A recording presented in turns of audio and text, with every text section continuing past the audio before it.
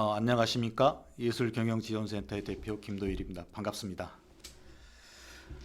먼저 저를 특별 강연에 초청해 주신 세종대학교 뉴미디어 퍼포먼스 융합전공의 김정독 교수님께 감사함을 드립니다. 그리고 무엇보다도 이 자리에 함께 해주신 학생 여러분들께서 새로운 정보와 함께 지적인 성취감이 있는 시간이 되었으면 좋겠다 싶습니다. 간략하게 저를 소개를 해야 될 것 같은데 저는 이제 과거는 기억의 시간, 미래는 오지 않은 시간, 현재는 나의 시간이라고 해서 저는 현재의 순간을 굉장히 중요하게 생각을 하고 있습니다. 과거와 미래에 연연하지 않고 오늘에 살아야 행복하다는 생각과 함께 기억의 시간은 불편하고 오지 않은 미래의 시간은 불안하다. 그런 측면에서 항상 매사에 현재의 시간에 최선을 다하도록 노력하고 있습니다. 그런데 살다 보니까는요, 과거와 현재와 미래가 하나의 선이라는 사실을 깨닫는 순간부터는 고요한 마음으로 사물이나 현상을 관찰하거나 비춰봄으로써 어떻게 하면 지혜로운 삶을 살 수 있을까? 그래서 이렇게 고민하며 살고 있습니다. 자, 우리가 본론적인 강의에 들어가기 전에 과연 사람은 어떤 동물일까요? 이 화면에 띄워놓은 거 보면 사람의 눈과 여러 동물들의 눈이 존재하고 있습니다. 육식동물의 눈은 거리감을 중시하고 초식동물의 눈은 시야 넓이를 중시한다고 그러죠. 이는 생존 환경과 생태계의 약육강식에 따라서 발달한 감각이라고 볼 수 있을 것 같습니다. 그러나 인간 개개인에게는 무한 자유가 있지만 상대가 있음에 따라서 사회적 관계가 형성이 되고 책임이 동반됨에 따라서 눈을 통해 감정 읽기가 가능한 관계입니다. 그러니까 오늘 여러분들의 눈을 보면서 강의를 했으면 정말 좋겠습니다만은 참 안타까운 현실입니다. 국민들의 방역 수칙 준수와 함께 코로나 백신을 통해서 코로나19가 빠른 종식이 됐으면 정말 좋겠습니다. 오늘의 강의 차례입니다. 포스트 코로나 시대 예술의 가치와 미래. 처음에는 이제 예술이란 무엇인가, 두 번째 섹터에서는 예술의 후원자들과 산업화, 세 번째는 예술경영지원센터에 대한 소개를 하면서 예술기관의 어떤 그 순환체계는 어떻게 되어 있는가를 더불어 설명할 것 같습니다. 그리고 코로나 시대 예술의 온라인화는 과연 오늘날 우리 시대에 어떠한 내용들을 갖추고 있으며 어떻게 진화할 것인가에 대한 궁금함이 있는데 20년대 전년도를 지내었던 과정들을 설명하게 될 것 같고요. 과연 그렇더라면 이런 온라인화는 대체제인가, 보완제인가, 독립제인가, 여기에 대한 의문이 서게 되는데요. 여기에 대한 설명을 할까 합니다. 물론 이제 마지막 6 딱 하나 붙어야 되겠죠. 결론. 그러나 결론은 붙이지는 않겠습니다. 즉 결론은 예측할 수 없는 미래일 뿐만 아니라 우리의 과제가 아닌가 싶기도 합니다. 얼마 전 특강 자리에서 어느 학생의 질문이 하나 있었어요. 코로나는 과연 예술계의 위기인가요? 기회인가요? 라는 질문을 하길래 저는 과정이라고 답을 했습니다. 이 또한 모든 게 과정이자 예술은 영원하기 때문에 그런 과정이라고 생각을 하고 있습니다. 자, 그러면 우리 이제 예술은 어떻게 시작이 되었을까? 물론 여러분들 충분히 알고 있는 내용일 거라고 생각을 합니다. 인간이 만든 예술품 중에 가장 오래된 작품 중에 하나를 꼽으라면 아마도 기원전 3만 년에서 이제 2만 5천 년 사이에 그려진 에스파냐 북부의 알타미라 동굴 벽화가 아닌가 싶습니다.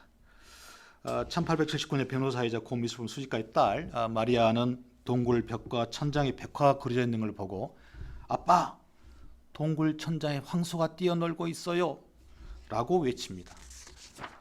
많은 고고학자 미술평론가들이 알타미라 동굴 벽화를 높이 평가하는 이유는 완성도가 뛰어나고 세련된 아름다움을 보여주기 때문이기도 합니다. 상처 입은 들소, 말, 커다란 숫사슴, 선과 윤곽만이 남아있어 정확히 무엇인지 알 수 없는 벽화에 이르기까지 다양한 그림이 수십 점이 됩니다. 알타미라 동굴 벽화와 현대 미술의 가장 큰 차이점이라면 아마도 주술적인 내용이라 할 수 있을 것 같습니다. 구석기 시대에는 모든 것을 자연에서 얻을 수밖에 없었고 많은 부분을 주술에 의존해야 했으며 잡아야 할 동물을 벽화로 남겨 보관하면 그 동물을 잡을 수 있었다고 믿지 않았을까? 라고 이렇게 우리가 추측을 해보는 것이죠. 이렇게 예술의 기운을 찾아보고자 했던 것은 예술은 과연 무엇이냐, 우리 인간 삶 속에서 어떤 기능과 역할을 하는 것이냐에 대한 이야기를 전개하고자 끄집어 봤습니다. 자, 과연 예술은 무엇일까요? 아마 학생들 머릿속에 쑥쑥 지나가기를 과연 예술은 무엇일까? 단어 하나씩 이렇게 생각을 해볼 수 있을 거라고 생각을 합니다.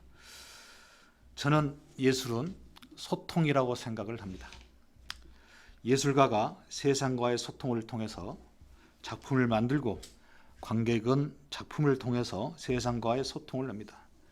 예술가는 자신의 작품을 통해서 인간과 사회와의 매개 역할을 한다고나 할까요? 그런 역할이 되어지는 게 바로 예술가의 이상, 위치가 아닌가 싶습니다. 예술가는 예술을 통해 사회와 소통하려는 인간이다. 법률가 루이스 나이저는 아주 유명한 양반이 예술가는 누가 어떤 예술가냐라고 했었을 때 손과 뇌와 가슴으로 일하는 사람이 예술가다라고 하였습니다. 예술가의 고귀성을 표현한 말이 아닌가 싶습니다. 예술가는 예술을 통해서 사회와 소통하려는 인간이라면 우리는 예술가들의 작품과 창작물을 통해서 내가 사는 동시대에 소통하고 공감을 할 수 있을 것입니다. 흔히 이제 우리는 공감이라고 하게 되면은 상대와 감정이 일치하는 것이라고 생각을 하는데, 감정의 일치보다는 그럴 수도 있겠다는 이해가 아닐까요? 소통은 작품 속의 철학과 세계관과의 대화이며 우리는 이러한 공감을 통해서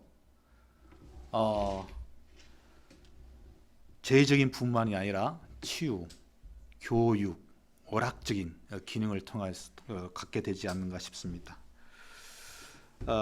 아무튼 재해적인 뿐만이 아니라 교육적 기능, 오락적 기능, 치유를 통한 이루에 이르기까지 다양한 양식과 방법으로 예술은 우리의 삶과 함께하고 있다라고 말할 수 있을 것 같습니다.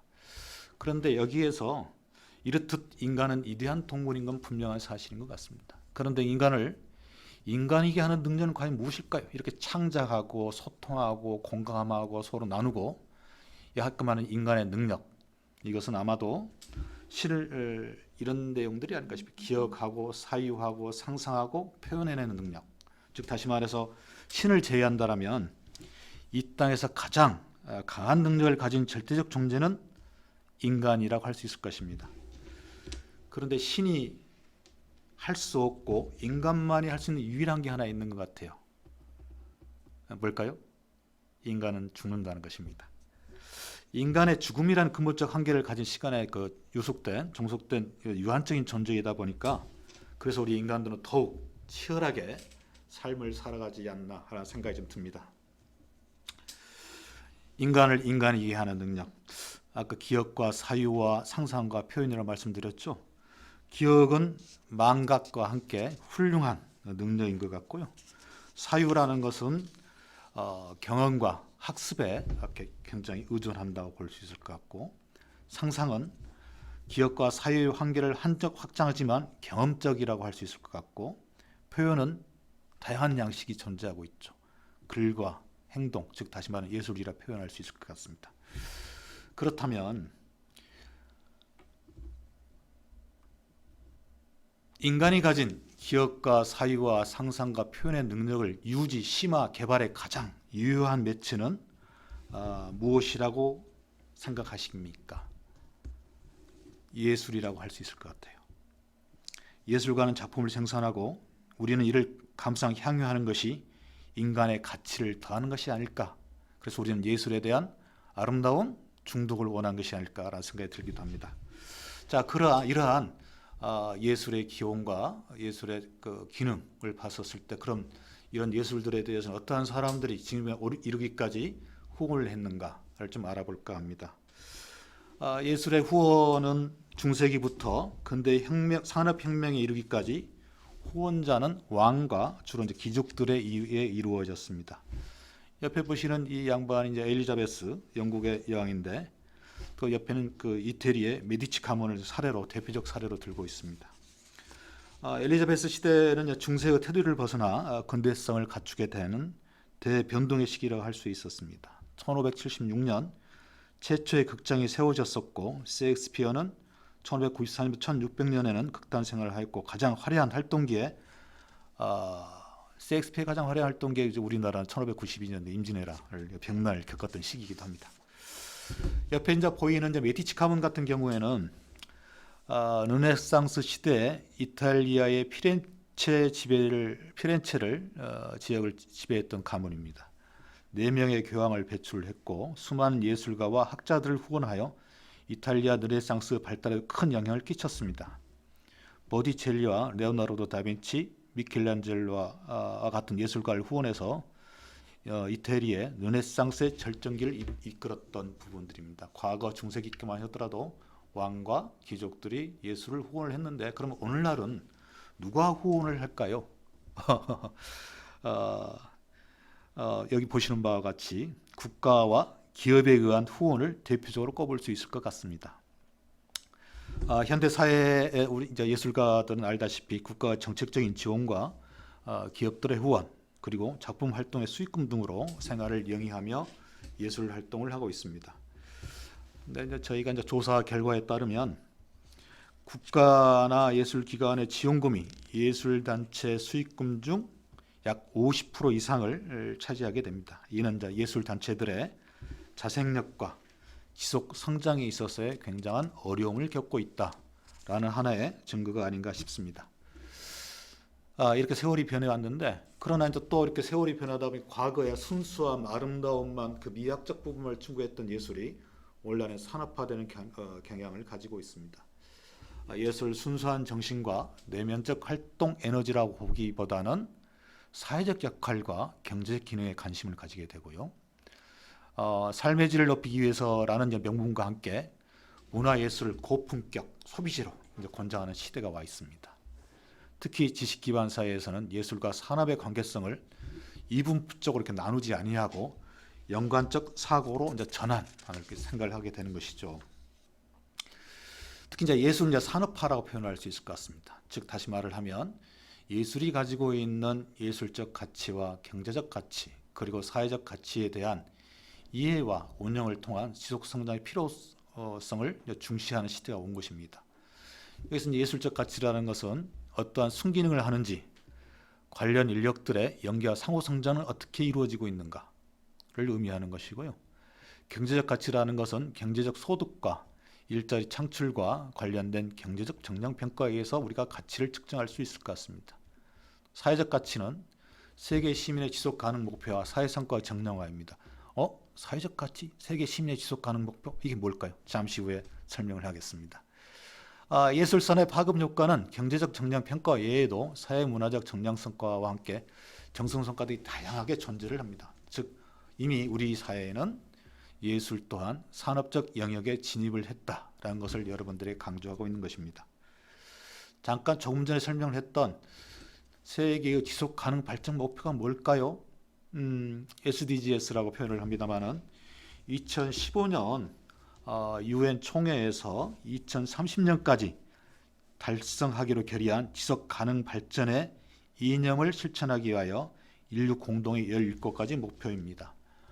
빈곤 근절, 기아 해결, 보건과 웰빙, 교육의 질, 성평등, 식수위생, 에너지, 취업 경제, 산업 혁신, 불평등 감소, 도시 공동체, 책임 있는 소비 생산, 기후 행동, 해양 생물, 육상 생물, 평화 인권 제도, 파트너십, 아주 익숙한 단어들일 거라고 생각을 합니다. 즉, 단 한 사람도 소외되지 않는 것이라는 슬로건과 함께 인간, 지구, 번영, 평화, 파트너십이라는 5가지 영역에서 인류가 나아가야 할 방향성을 여기 17개의 목표와 169개의 세부 목표로 제시를 하고 있습니다. 그러면 이렇게 사회적 가치가 있는 예술은 어떤 게 사회적 가치가 있는 예술이죠? 라고 바로 궁금증이 생길 거라고 생각을 해봅니다. 사례를 2가지를 들어보겠는데요. 우리 이제 사회성과 창출과 관련 저희가 2019년도에 워낙 이렇게 예술 가치에 대해서 우리는 예술이 정말 의미 있어요, 가치 있어요 말을 하지만 이것을 정량하지 않았기 때문에 사회는 그걸 인정하지 않습니다. 그래서 이런 예술이 가지고 있는 사회적 가치를 정량화하기 위하여 우리가 3가지의 방법 모델을 개발을 했습니다. 첫 번째가 문화예술을 통해서 사회 문제를 해결하는 것. 두 번째가 문화예술을 통해서 문화예술 생태계의 구조적 문제 해결하는 문제. 또 세 번째는 문화예술을 통해서 어떠한 내부 효과를 창출할 수 있을 것인가. 이런 세 가지 모델을 두고 정량화를 한번 시도를 해봤습니다. 먼저 사례를 들 것 같은데 해녀의 공감에 해녀의 가치를 담다. 해녀의 부엌입니다. 제주도에 있는 조그만 예전에 업 한 장을 개조를 해서 국내 최초 극장식 해녀 레스토랑이라 할 수 있을 것 같습니다. 종달리 해녀들과 젊은 청년 예술인들이 만나서 폐쇄 직전에 이 판장을 갖다가 무대로 꾸며 올린 그 해녀의 부엌입니다. 여기 이제 자주 만났던 그 대표이긴 합니다만은 해녀의 부엌 김하운 대표는 여기 한가운데 이제 이렇게 웃고 있는 친구가 김하운 대표입니다. 원래 이제 해녀 집안에서 태어났고 어린 시절부터 해녀들 사이에서 자성장을 하였습니다. 원래 이제 한국예술종합학교 이제 연구원 출신이기도 한 그는 고향 제주의 어머니로부터 해녀들의 힘겹게 살아가는 삶에 대한 이야기와 해산물이 마땅한 대접을 받지 못하고 있다라는 얘기를 듣고서 연구원 동료 출신들과 함께 제주 해녀를 소재로 한 연극을 만들고 제주산 음식으로 메뉴를 만들어 제공하는 신개념 문화 상품에 도전한 사례입니다. 굉장히 유명한 하나의 성공 사례로 알려져 있긴 한데요. 섬에서 나고 자란 그녀는 해녀들의 목숨 걸고 채취한 제주 뿔소라가 양식보다 값을 인정받지 못한 현실에 분노를 합니다. 한국에서 소비 시장을 창출하고 해녀의 이야기를 알려야 되겠다. 그래서 김하운 해녀 대표는 뿔소라 사라져가는 해녀의 이야기를 무대에 올리기로 결심을 했고요.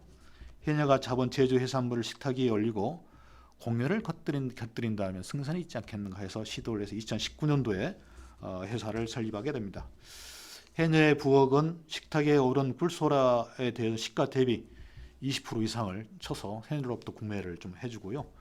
고령의 해녀들은 바다가 아닌 무대 위에서 공연하면서 제2의 일자리를 찾을 수 있게 됩니다. 청년의 아이디어가 수십 년간 그 누구도 풀지 못한 지역의 고질적 문제를 해결해낸 것입니다. 또 두 번째 하나의 사례를 보도록 하겠습니다. 문화 생태계의 구조적 문제 해결, 주식회사 댄스 플래너라는 그 단체입니다. 국내 무용계 취업난 해결을 위해서 재능과 열정인 국내 무용수들이 글로벌 무대, 즉 다시 말하면 해외 무대로 진출할 수 있도록 돕는 컨설팅 그룹입니다. 그 댄스 플래너의 김동욱 대표는 무용계 이제 백종원이라고도 불리는데요. 체코슬로바키아의 DJKT 발레단 단원 출신이기도 합니다. 그런데 주변 사람 굉장히 궁금해하게 되는 것이죠. 돈이 자기가 어떻게 해서 그 체코까지 이것 발레단의 국립에 들어갈 수 있게 되었어요? 궁금해. 나도 가고 싶은데 어떻게 하면 될까? 라는 자문에 대한 컨설팅을 하게 되는데요. 해외 발레단 입단 노하우를 궁금해하는 것이죠, 사람들이. 그래서 해외 오디션 일정이라든가 해외 체류 기간 동안 몸을 풀 수 있는 연습실이라든가 숙소 문제라든가 또한 그 교통평등을 전하게 됩니다. 교통편의 등을. 그래서 이 서비스를 받은 무용수들이 이제 해외 입단 소식 줄줄이 막 들려오게 되고요. 이에 이제 2018년도 체코의 국립발레단을 이렇게 퇴단을 하고 아예 법인 회사를 차렸어요. 법인 설립 1년 반 만에 60여 명을 해외 발레단에 취업시킨 기업이기도 합니다. 금방 두 개의 이제 기업의 설명을 했는데요. 해녀의 부엌과 댄스 플래너에서 보았듯이 경제적 가치는 물론이고 예술 생태계의 구조적 문제를 할 수 있었던 취업 문제를 해결해내거나 해녀의 부엌에서처럼 지역사회 긍정 효과를 가져온 사례들을 보았습니다. 저희 기관에서는 전년도에 두 개에 대하여 사회 성과 평가 지표에 따라서 저희들이 상금을 주기도 했습니다. 저희들이 지원했던 기관이기도 하고요. 아무튼 이러한 결과지향적인 평가는 이 일을 얼마나 했느냐가 아니라 무엇을, 즉 사회적 가치에서 무엇을 달성하고자 했느냐, 대상에 대하여 어떤 영향과 변화를 가져왔느냐에 초점을 두는 성과 향상을 위한 체계적 접근 방법으로 저희 사회적 평가를 하고 있습니다. 문화예술 사회적 기업들에 대한 지원 정책의 계속 개발을 통해서 확대할 계획을 가지고 있습니다. 지금까지는 제가 예술의 탄생에서부터 순수 예술 그리고 오늘날 예술 산업에까지 간단하게 큰 흐름 맥락만 짚어본 것 같아요. 더 이어서 저희 이제 예술경영지원센터에 대한 소개를 주요하게 오늘 강의에 좀 해달라고 그랬었는데요. 이제 이에 대한 접근, 예술에 대한 이해와 함께 또 선행돼야 될 부분이 예술의 선순환 체계입니다. 교육과 창제작, 유통, 향유, 예술인의 권리.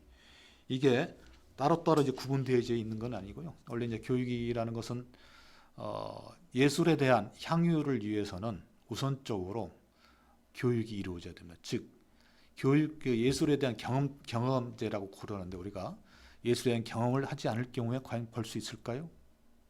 어려울 겁니다. 아무리 좋은 초대학교를 준다 할지라도 관심이 없는 걸 왜 봐요 내가. 그러나 어린 시절 교육과정을 통해서라도 거기에 대한 향유의 경험이 있다라면 즐거움을 느꼈다라면 충분하게 향유할 수 있는 기회라 생각을 가집니다.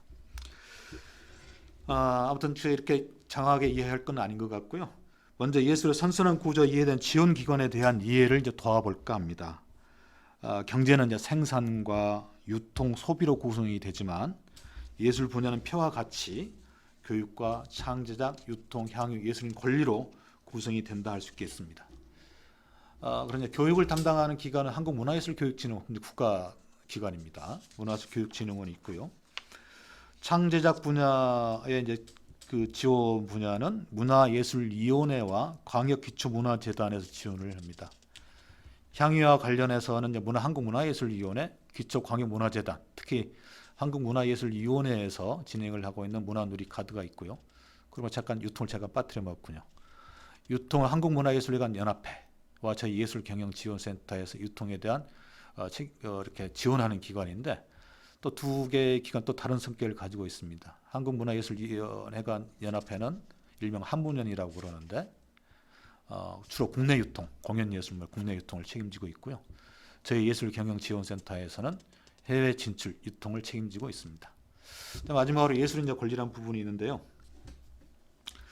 예술인 복지재단입니다. 그래서 예술인의 이제 고용보험 등 복지에 대한 체계적이고 종합적인 지원을 하는 기관이라고 할 수 있습니다. 문화예술 분야에 다양한 영역과 기관이 있습니다만은 순수 예술 영역을 중심으로 선순환 구조와 관련해 간단하게 설명을 했습니다. 자, 그러면 이제 본론으로 들어가야 될 것 같아요. 과연 그러면 조금 전에 제가 설명을 했던 예술경영지원센터 해외 유통을 책임지고 있습니다라고 표현을 했는데 단순하게 해외 유통만 책임지는 건 아니고요. 이제 저희 기관의 설립 목적은 예술 유통 활성화와 예술 기관의 경쟁력 강화를 종합적이고 체계적으로 지원함으로써 예술 현장의 자생력 제고에 기여하는 목적으로 한다. 제 설립 목적입니다. 2006년도에 설립된 약 15년이 되었죠. 미션은 예술 현장의 자생력 제고이고요. 비전은 예술 시장 활성화로 예술 현장의 지속 성장을 이끌어간 기관입니다. 저희 기관은 주요 사업을 크게 분류하면 세 가지로 나눌 수 있습니다. 첫 번째는 우리나라 문화예술과 관련된 예술 정보의 플랫폼 역할이 하나 있고요. 두 번째는 예술 현장, 즉 다시 말하면 예술 기업과 문화예술 사회적 기업에 대한 기반을 조성하는 사업이 두 번째. 그리고 세 번째 약간 설명을 했던 공연예술과 미술 분야의 해외 진출을 해외 유통을 책임지고 있습니다. 일반적으로 그 기관들은 교류라는 단어를 많이 쓰게 되는데 교류는 서로 교환적 의미가 있다라면 유통이라는 것은 경제적 가치를 전제로 하는 거래 행위를 갖다가 우리가 유통이라고 할 수 있을 것입니다. 즉 세 가지 주요한 핵심 사업들이 있는데요. 하나씩 설명을 해볼까 합니다. 첫 번째 이야기했던 문화예술 정보 플랫폼 사업입니다. 그 예술 경영 앱진, 더 앞으로 공연예술 통합 전산망, 더 아트로, 한국미술시장 정보 시스템, 아트모아 등 다양한 사업들이 펼쳐지고 있는데 예술 경영 앱진은 예술 경영 관련 이슈라든가 그 최신 동향들 정보를 제공을 하고 있고요. 더 앞으로는 한국 공연예술 국제교류 활성화를 위해서 영문본으로 해가지고 세계에 뿌리고 있습니다. 특히 이제 공연예술 통합 전산망 같은 경우에는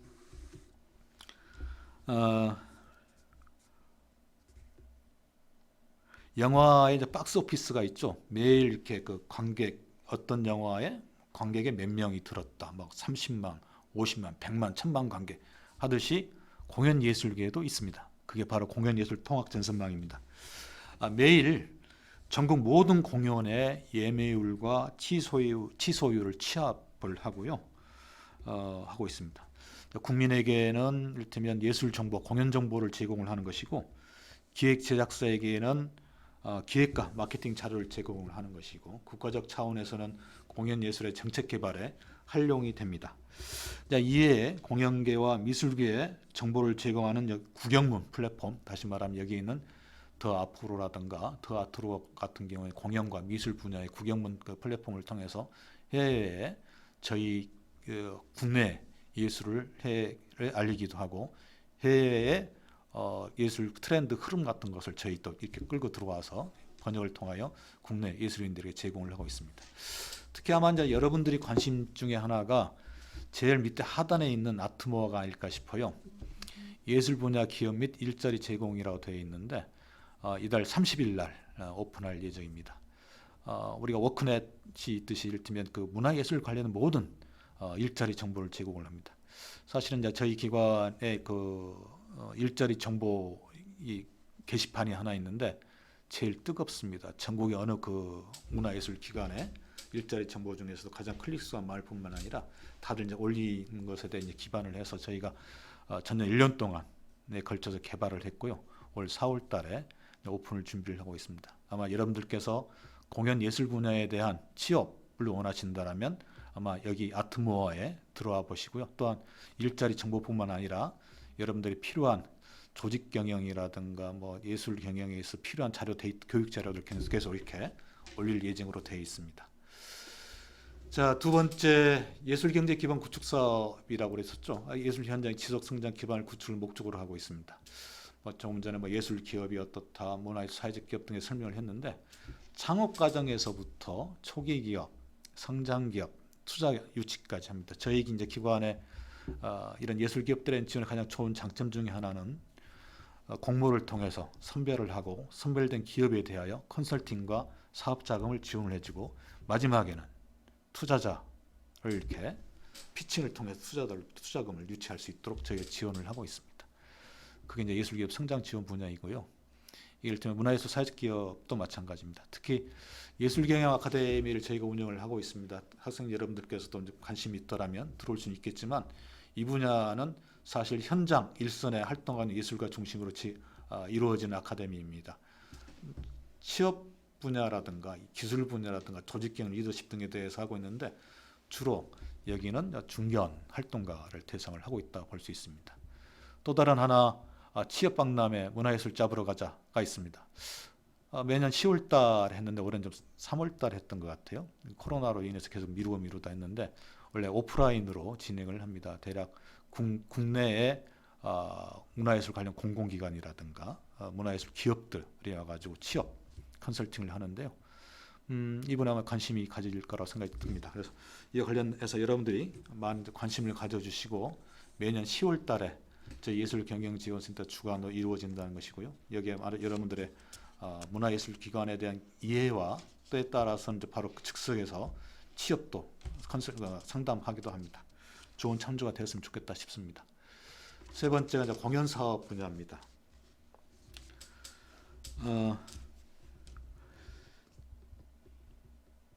공연과 미술 분야 이제 해외 진출과 관련해서 공연 시장 활성화 지원 사업으로 공연 예술 해외 진출 중심을 지원하는데요. 여기에 보면 서울국제공연예술제, 서울아트마켓 다양한 사업들이 널려 있습니다. 서울국제공연예술제는 국내 아주 유수 작품과 해외에서 가장 유명한 작품들 선별하여서 저희들이 매년 9월 말 또는 10월 달에 축제로서 대학로 인근에 진행을 하고 있습니다. 아마도 이를 통해서 국내 최고의 작품과 해외 유수 작품을 향유할 수 있는 시민들에게 제공하는 기회가 되는 것 같고요. 서울아트마켓에서는 우리나라의 국내 작품을 선별을 해서 이제 바이어들이라든가 예술 감독이라든가 디렉터들을 초빙하기도 하고, 이제는 자기가 15년이 됐는데 찾아옵니다. 그래서 우리 공연 예술에 대한 마케팅 전략 차원에서 이루어지고 있습니다.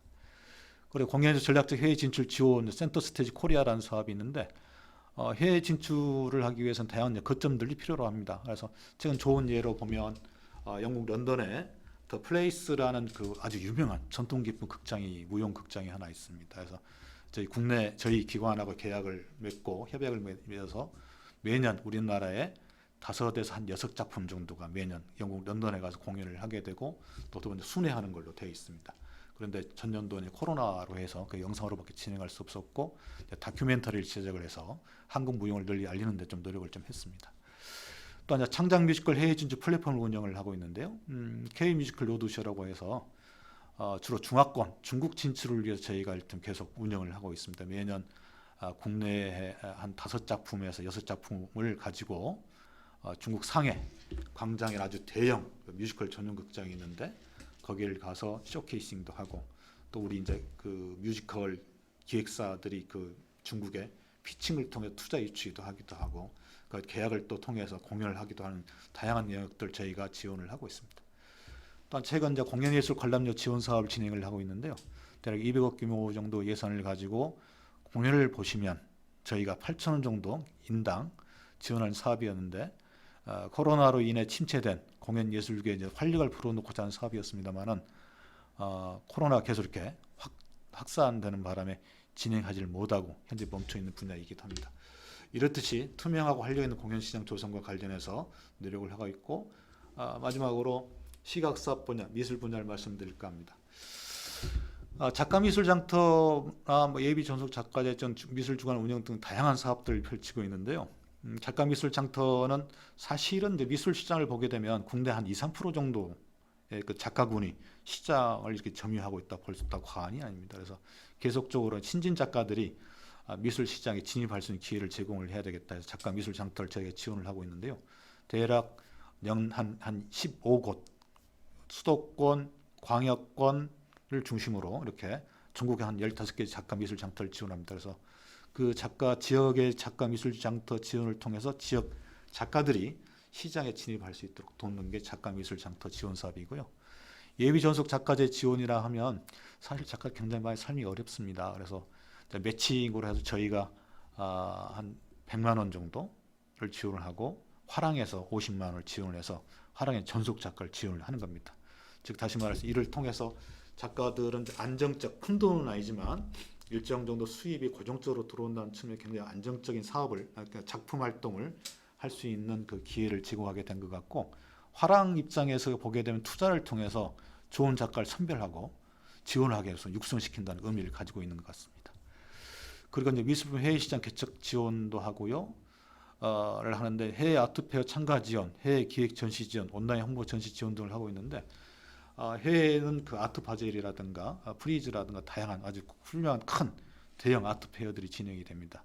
여기에 화랑들이 대한민국의 작가 또는 작품을 가지고 해외 시장에 나가겠다 하면 저희가 지원을 하는 것입니다. 특히 그 외에도 한국미술 해외 출판 지원 사업 등이 있는데요. 코리안 아트 프롬 그 1953 이게 이제 전년도에 출간된 책입니다. 영국 출판사에서 저희가 지원을 해서 필지는 저희 한국 사람들인 거고 1953년도 이후 한국의 그 미술사를 정리한 책이었는데 이게 지금 그 아마존에서 최고 베스트셀러를 한번 기록하기도 했었습니다. 이러듯이 이제 미술과 공연 분야에 있어서는 대한민국의 예술, 기초예술 중심으로 세계 시장을 넓히고 알리는 데 노력을 하고 있습니다. 이게 이제 저희 기관의 역할이라고 할 수 있을 것 같습니다. 아무튼 저희 이제 예술경영지원센터는 문체부 산하의 공공기관으로서 사회적 가치 실현과 예술인들의 안정적인 예술 활동, 그다음에 한국 예술을 해외 진출에 대한 노력을 하고 있다라고 생각해 주시면 감사할 것 같습니다. 아마도 이제 다음 섹터는 이제 코로나 시대 예술의 온라인화인데 여러분들 많이 궁금하지 않을까 싶습니다. 이 코로나로 인해서 모든 게 이를테면 예술계가 이제 온라인으로 이렇게 영상으로 넘어 이게 전부 다 피난처인지 아니면 그게 고착화 되는 것인지에 대한 궁금함이 있을 것 같습니다. 코로나19의 위협이 국내는 물론 전 세계 공연계 전체마저 위협을 하고 2020년에 이은 21년 올해 또한 누구도 상상하지 못한 상황인 만큼 다시 공연장에서 관객과 마음껏 소통할 순간을 다시 맞이하길 희망하고 있습니다. 그러나 20년이 코로나 상황에 대한 변화와 지속을 위한 노력의 시간이었다면 21년은 회복과 발전의 계기로 삼아야 한다고 생각은 하고 있습니다. 자, 그러면 이제 미술 시장부터 한번 알아볼까요? 이제 비대면 시대 사실은 이전부터, 즉 코로나 이전부터 미술계는 소셜 미디어 플랫폼, 특히 시각적으로 특화된 인스타그램을 대중과 연결 매개로 적극 활용해 왔었습니다. 작가들은 인스타그램으로 세상의 여러 이슈들에 대한 자신의 생각을 전하고 이와 관련된 그들의 작품을 소개하는 창구로 활용을 해왔었죠. 또한 한편 갤러리, 화랑들은 프로그램과 작품들 인스타그램을 통해서 공유하고 소속 작가 그들의 작품을 소개하며 다이렉트 메시지를 통해서 작품을 파는 또 다른 세일즈 플랫폼을 활용을 했던 건 분명한 사실인 것 같습니다. 인터넷과 디지털 기술의 발전과 함께 갤러리에 직접 방문하지 않고 전 세계 유명 갤러리 혹은 작가의 작품을 판매할 수 있는 게 있어요. 세계적으로 유명한 그 미술과 관련된 플랫폼들인데 아트시라든가 아트넷, 사치아트 등 미술품 온라인 상거래 플랫폼들이 활성화되기 시작을 했습니다. 그렇다면 과연 이러한 미술품 온라인 상거래 플랫폼의 등장이 미술 시장의 전체 파이를 과연 성장을 시켰을까? 잠시 설명하도록 하겠습니다. 그럼 실제 사례를 중심으로 공연과 미술 시장의 온라인화에 대해 살펴보도록 하겠습니다. 아무튼 앞에서 본 바와 같이 세계적인 아트페어 아트 바젤과 뉴욕 프리즈 그리고 국내 최대 아트페어 키아프 등이 코로나로 인해서 온라인으로 진행이 되었습니다. 요즘 예전에는 침대는 가구인가 과학인가 과학이다는 얘기 있었습니다만 요즘에는 TV들이 일테면 가구이고 싶어하는 시절이 온 것 같습니다. 한 예로 보면 더 프레임 TV인데요. 저를 활용한 작품 전시를 하고 있습니다. 더 프레마트 스토어는 비엔나의 알베르티나 박물관이라든가 마드리 프라도 미술관, 피렌체 우피치 미술관, 상트페테르부르크의 에르미타주 미술관, 암스테르담 반고흐 미술관 등 전 세계 유명한 미술관과 갤러리가 소장한 1200점 이상의 작품을 4K 화질을 제공하는 디지털 아트 유통 플랫폼입니다. 즉 다시 말하면 저걸 이제 우리가 TV를 보다가 끄게 되면 이를테면 그 그림들이 이렇게 영상으로 전달된다는 것이죠. 과연 온라인화, 미술계의 온라인화는 과연 어떠한 과정을 밟았을까? 근데 아까 미술주간이라고 해서 저희가 아까 설명을 안 했던 부분이긴 합니다만은 매년 저희가 한 2주 정도에 걸쳐서 매년 가을에 미술에 대한 이해, 미술에 대한 소장, 대국민적 캠페인이 이제 미술주간입니다. 그래서 대략 한 70만 정도의 이제 관객들이 들어오게 되고 그러는데요. 주로 이제 보게 되면 전년도를 보게 되면 2019년도에는 64만 6천여 명의 이제 관객이 미술주간 행사에 참석을 했었습니다. 그런데 2020년도를 보게 되면 일부 오프와 온라인으로 진행을 했더랬었는데요. 2019년도는 주요 오프라인으로 다 진행을 했었고, 미술 여행이나 미술관의 밤, 대국민의 통합 패스, 공식 인증해서 다양한 형태를 진행을 했었는데 20년에 이제 온라인으로 온라인 VR 전시, 상상하는 미술관, 영화로 만나는 미술, 책으로 만나는 미술, 다양한 미술 여행 브이로그 등 부분과 오프라인 진행을 했는데 사실 전체적인 숫자는 늘어났습니다. 17만 7천 명. 그러나 이 안을 꼼꼼히 쳐다보게 되면 온라인은 31만, 오프라인은 46만. 이걸 보게 되면 오프라인과 온라인에 뭔가 상호 보완적 관계 있지 않았느냐. 코로나라는 그 상황 속에서 그런 생각을 갖게 되는 것 같습니다. 그래서 이렇게 가게 됐는데요. 보니까 미술주간 참여자 수도 많이 늘었다는 것이고 프로그램 참여자 수 늘었다는 것을 의미를 하고 있는 거고 또한 방문자 수 또한 굉장히 이렇게 2만 7천 명에서 4만 9천여 명으로 미술 홈페이지 이제 방문자가 한 80% 정도 가까이 늘어났습니다. 홈페이지 뷰 수도 10만에서 27만 표로 늘어났고 온라인 영상 뷰 수도 1800에서 46만으로 늘어났고 미술주간 인스타그램 팔로워 숫자도 보면 5800에서 10,000여 명이 넘는 이러한 나름대로 온라인을 통한 나름대로 성과가 있었던 하나의 행사였던 것 같아요. 이게 무엇을 시사하는가에 대해서는 결론적인 부분을 제가 설명을 드리도록 하겠습니다. 그리고 K아트마켓 2020년 경매시장 결과를 하고 있는데 아까 이제 정보 플랫폼 중에 저희가 운영한 것 중에 K아트마켓이라는 게 있습니다. 이 K아트마켓은 매일 진행이 되고 있어지는 그 경매 시장의 매출액을 저희가 올리는 하나의 홈페이지이기도 합니다. 원래 저희 이를테면 경매 시장은 18년도에 비해서 20년도에 매출 의미를 하는 것이 20년도 매출액이 1139억이었는데요.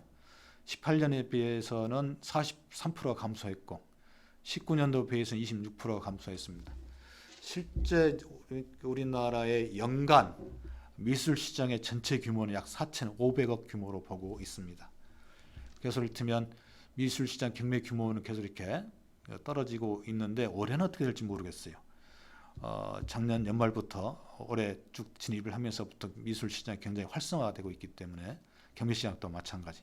올해는 좀 다른 큰 변화를 보일 거라고 생각을 합니다. 이렇게 되고 있습니다. 자, 아무튼 그래서 이러한 그 온라인화를 통해서 이제 시장이 반등할 수 있는 기회를 찾아올 수 있을까 생각을 하고 있는데요. 아무튼 온라인화는 미술 시장 관련해서 굉장히 어떤 보완제적인 역할을 하지 않았냐 평가를 해보고 있습니다. 자, 그러면 공연 시장은 과연 어떨까? 를 한번 봐보도록 하겠습니다. 2020년도는 코로나19로 인해서 대다수 공연이 무관중 온라인 스트리밍 또는 유튜브 등을 통해 상연되면서 온라인 영상 시대를 가져왔습니다. 사실 공연의 그 영상화는 2006년도 뉴욕 메트로폴리탄 오페라를 더 맷 라이브 인이라는 시리즈로 론칭한 바가 하나 있고요. 2009년부터는 영국 국립극장에서 NT 라이브가 해외의 대표적 사례이기도 합니다. 국내는 영화처럼 공연을 무대 곳곳에 촬영을 하고 클로즈업된 배우의 얼굴이라든가 그 무대의 뒷모습도 볼 수 있도록 하는 예술의 전당에서 진행하고 있는 사건 스크린이라는 사업이 있었습니다. 그래서 이를테면 이제 전년도에 이를테면 그 코로나 인해서 대면 관계 형성이 되지 않다 보니까 굉장히 많은 어려움을 겪었었는데요. 두 가지 사례, 즉 다시 말하면 팜스 서울국제 아트마켓 부분과 서울국제공연예술제가 어떻게 진행이 되었는가를 한번 설명을 해볼까 합니다.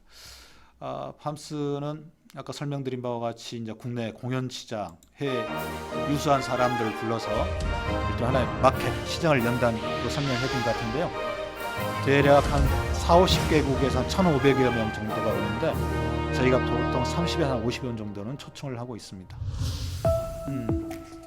전년도에는 버추얼 공간, 즉 아주 가상의 공간에서 저희가 이 행사를 진행했습니다. 2020년 서울 아트마켓을 찾아주신 세계 공연예술계 여러분 환영합니다. 저는 예술경영지원센터의 대표 김도일입니다. 여러분이 보시는 이곳은 앞으로 4일 동안 서울 아트마켓이 펼쳐지게 될 버추얼 팸스의 로비입니다. 제 뒤쪽에는 전시장과 콘텐츠홀로 들어가는 입구가 있습니다.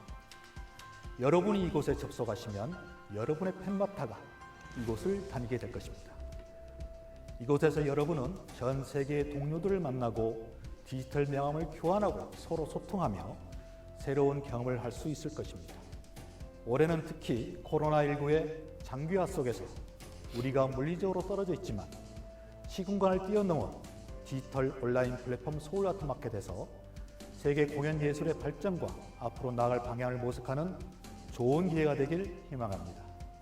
그 원동력은 바로 우리 모두를 하나로 이어주는 예술이며 우리는 그 예술을 통해서 함께할 것입니다.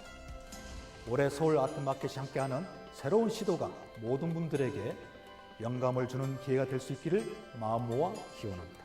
그럼 지금부터 디지털 온라인 플랫폼 2020 서울 아트마켓 시작합니다. 예를 들면 이제 버추얼 공간에서 이제 진행되었던 내용들이었는데요. 사실은 그 서울 아트마켓이 15년 되었습니다만은 아시아 최대의 예술 마켓이기도 합니다. 이제 프로그램으로는 한국을 대표하는 공연예술, 팸스 초이스, 쇼케이스도 하고요. 국내 공연예술 사업 교류 제안, 피칭도 하고요. 최근 화두가 되고 있는 국내 공연예술 담론, 팸스 살롱이라고 해서 이제 세미나도 있는데 이를 그대로 그다음 오프라인 진행했던 내용을 그대로 버추얼 즉 가상의 공간으로 이동을 했습니다. 그래서 제가 등록해서 들어가게 되면 이를테면 아바타, 나를 대신하는 아바타 공간 안에 들어있게 되고요. 이 아바타를 통해서 저는 이를테면 여기에 있는 뭐 이를테면 세미나에 참석하기도 하고 쇼케이스를 보기도 하고 피칭도 하고 되기도 하고 사람을 만나게 되면 대화를 나눠야 되는데 여기에 실시간으로 이제 번역을 해주기도 하고 또한 디지털 명함을 교환할 수도 있도록 하고 아무튼 버추얼 가상의 공간이었지만은 오프라인 했던 그 행위를 그대로 이제 옮겨 넣었던 것입니다. 그래서 지난 그 10월달 4일간 진행이 되었습니다. 대학로 일원에서 진행이 되었던 것들을 온라인 플랫폼으로 진행이 되었고 오프라인으로 했을 때 49개국 1,500여 명이 왔었는데 온라인으로 했을 때 52개국 1,400여 명 정도가 참여를 했습니다. 이제 의외로 이를테면 그 참여 숫자는 좀 떨어지긴 했습니다만은 그래도 굉장히 좋은 성과로 저희가 확인을 하고 있습니다. 쇼케이스는 이제 10개의 작품을 했고요. 이제 이게 또 이런 장점들이 발생한 것 같긴 해요. 예전에 오프라인으로 했을 경우에는 39개 단체 45개의 이제 부스가 설치되었었는데 온라인으로 하니 버추얼 가상의 공간 안에 82개 단체 82개 이제 부스가 설치돼 참석을 했습니다. 아무튼 이렇게 보니까 누적 접속자 수가 3,196명이고 부스 방문 횟수가 14,200여 건이 되고 채팅 횟수는 약 60만여 건 정도에 이렇게 활발하게 진행이 되었던 국제 행사이기도 합니다.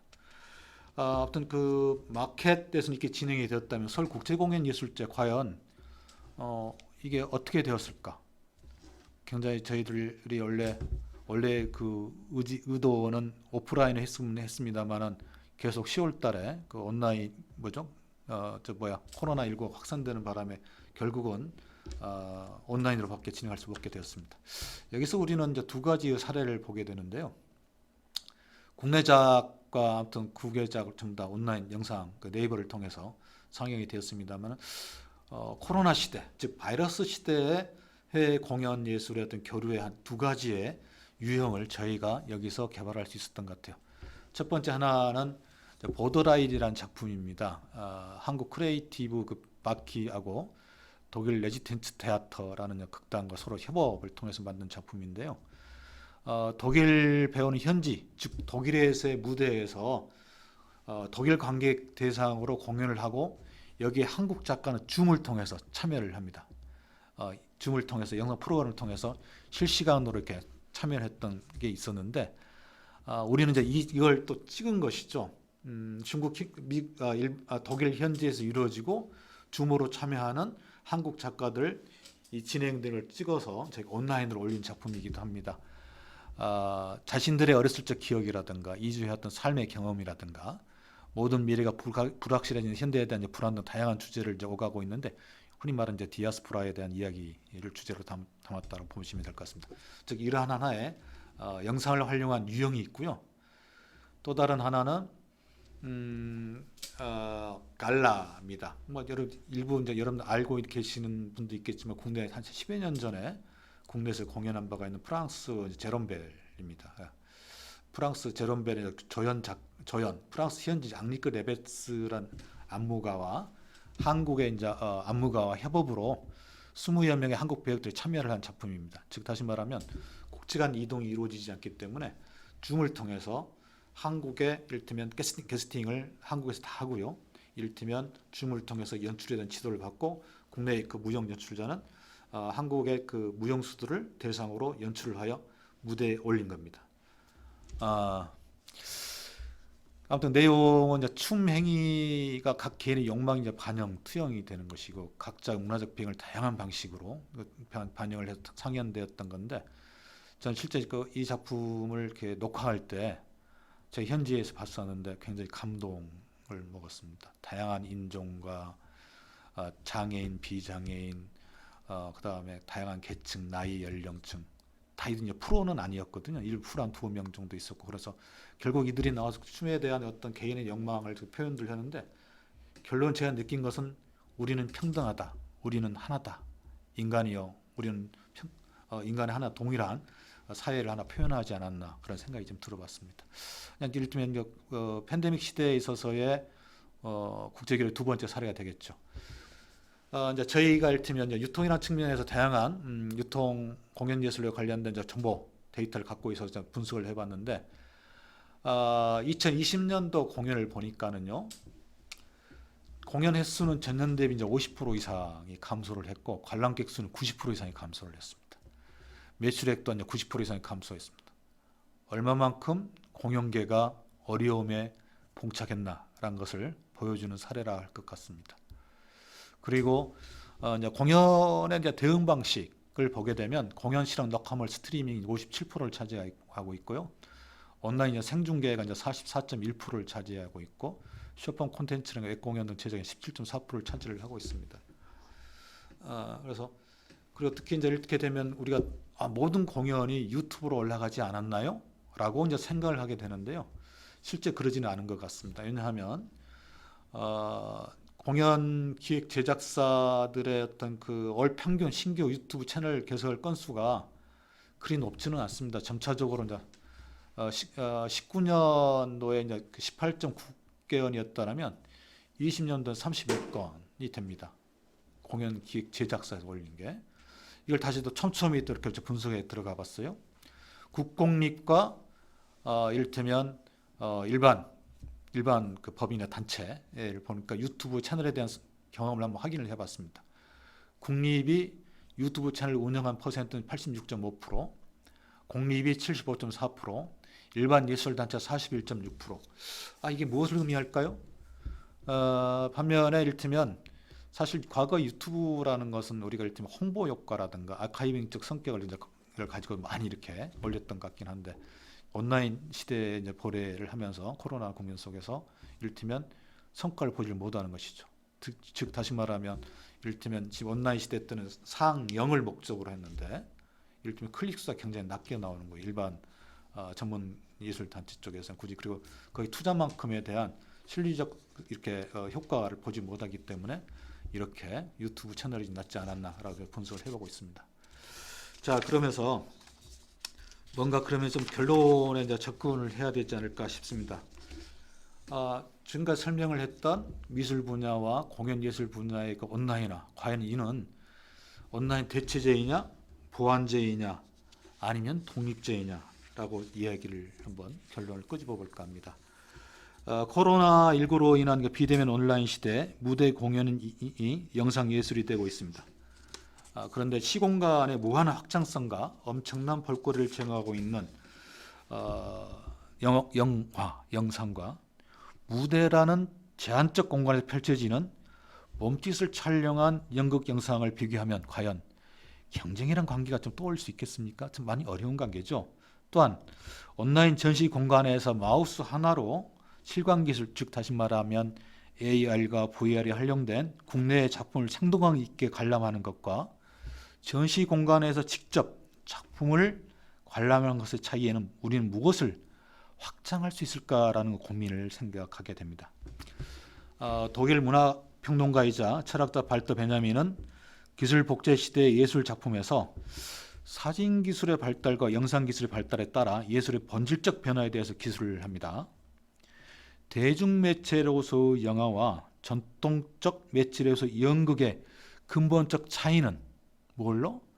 복제로 가능 여부를 구별할 수 있다라고 얘기를 합니다. 그래서 그의 이론을 빌리면 공연예술, 즉 현장성이라고 표현을 하죠.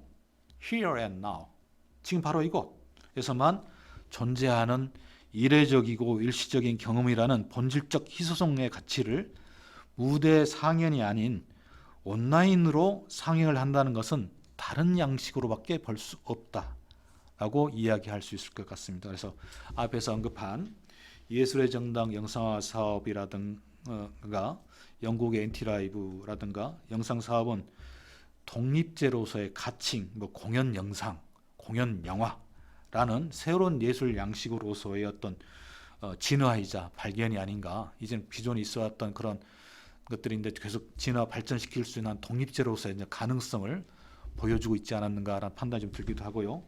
코로나19 이제 미술계를 보게 되면 코로나19는 정말 전시와 유통에 이제 많은 그 변화가 있었습니다. 전시장을 온라인 VR로 제작하여서 전시장 전경과 고화질 작품 이미지를 이제 가상현실 속에서 감상할 수 있게 만드는 온라인 VR 전시관 등이 이제 전시가 있었습니다. 이제 미술 시장은 온라인 뷰잉룸으로 대표되는 온라인 플랫폼으로 대대적 전환이 이루어지고 있었고요. 온라인 거래 또한 상승하고 있는 상황이기도 합니다. 베냐민이 사진 기술을 틀면 해화가 가지고 있던 그 예술적 가치와 대중성 확보에 막 기여를 했다고 합니다. 그 이전까지만 하더라도 굉장히 미술 같은 경우에는 제의적, 여러분 기독교 중심이었던 작품들이 많이 있지 않습니까? 어떤 제의적 형태였다면 사진이 이제 발명되어지면서 이런 제의적 요소가 희석되어지면서 미학적 관점이라든가 어떤 대중화되는 과정이 있었다는 얘기죠. 아무튼 사진이 제의적 가치를 밀어내며 전시적 가치를 전환을 해서 미술의 대중화를 가져왔다면 코로나19는 디지털 문명과 함께 사진 발명 이후에 보완제로서 제2의 미술의 대중화 계기를 가져오지 않았느냐라고 감히 이제 생각을 해봅니다. 예술계 일각에서는 모두 온라인으로 갈아타란 말이냐라는 우려가 있긴 하지만 예술의 현장성이라든가 희소성을 중시하는 예술가들이 있는 한 패러다임의 전환은 쉽지 않습니다. 그렇다고 비대면 예술 정책 지원으로 예술가 단번에 이렇게 뒤바뀌어지는 것도 아니고요. 다만 사스가 2002년도에 있었죠. 신종플루가 2009년도, 메르스가 2015년도, 그리고 이제 코로나19 이제 올해 전년도 20년도에 이제 이렇게 감염병 사태로 보는 것처럼 전염병의 창궐 주기가 계속 짧아지고 있습니다. 7년에서 6년, 5년 이렇게. 그래서 경제 사회 구조 전반이 일종의 이제 대대적인 변화를 요구하고 있다라고 볼 수 있을 것 같고요. 문화예술 영역 또한 그 예외가 아니다 싶어서 비대면 디지털 기반 구축은 당면 과제를 할 수 있을 것 같습니다. 우리 예술계는 비대면 사회를 접하면서 새로운 예술의 발견과 온라인 공간 활용의 필요성과 발전 가능성을 확인을 하였습니다. 단순히 무대를 영상에 담은 온라인 중계는 이 상황 속에서 보완제라 할 수 있을 것 같고, 드라마와 영화처럼 다양한 촬영 기술을 담은 연극 영상은 독립제로서의 새로운 예술 양식의 발견이자 가능성을 확인하지 않았느냐 싶고, 또한 미술계에 있어서의 온라인 VR 전시관은 저변 확대뿐만 아니라 시장 확장의 보완제로서의 다양한 가능성을 보여주었다고 말할 수 있을 것 같습니다. 마지막으로 예술의 발전 가치는 과연 어떻게 될 것이냐 아주 궁금하게 될 것 같은데요. 예술의 순수함에 산업이 결합을 하면서 예술계의 지속 성장을 견인할 것이고, 여기에 과학기술이 결합하면서 작품들은 더 고도화될 것이다. 더불어서 예술 유통 형식 또한 온라인과 오프라인 등을 통해서 다양하게 변화될 거로 봐집니다. 그렇다면 결론하여 오늘 강의의 결론을 짓건데, 포스트 코로나 시대 예술의 가치와 미래를 한 줄 멘트로 정리하면 어떻게 할 수 있을까 생각을 해봤는데요. 예술의 산업화와 예술 유통의 다각화가 앞으로 이루어지지 않겠느냐라고 결론을 내리면서 오늘의 특강 강의를 마무리 짓고자 합니다. 특히 이렇게 강의를 하고 나면 여러분 다양한 질문을 받았으면 참 좋겠습니다만은 사정상 어려움이 있는 것 같습니다. 다음에 그런 기회가 있으면 참 좋겠다 싶고요. 여러분들 건강하시고 파이팅 하십시오. 감사합니다.